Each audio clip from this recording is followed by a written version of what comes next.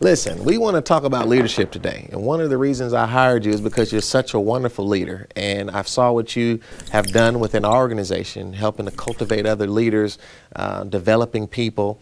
I really have a lot of respect for your leadership. And I think leadership is something that often is not talked about enough. And it's something that can be taught and can be developed. And then some things I think, you know, not everyone has. I think it's an attribute that some people have. And so I want to explore this a little bit. And I know you've, talked a lot about this. And one key thing I think we can determine about a leader is anyone following them?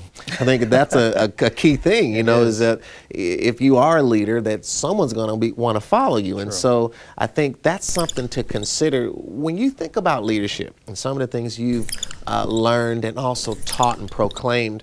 What comes to mind when you think of what leadership is? Let's just set the tone for leadership. What is leadership?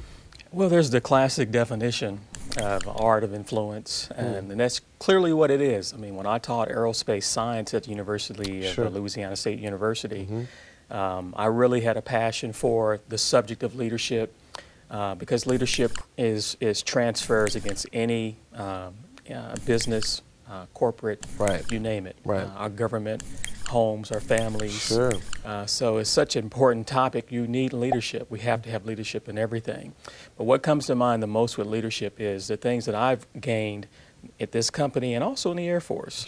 The culture that we have here. It's a culture of leadership. Now, whether you're a follower or you're a leader, the way you follow is an indication how well you can lead. And most people don't realize that. Most leaders are not born leaders. They're formed, they're shaped.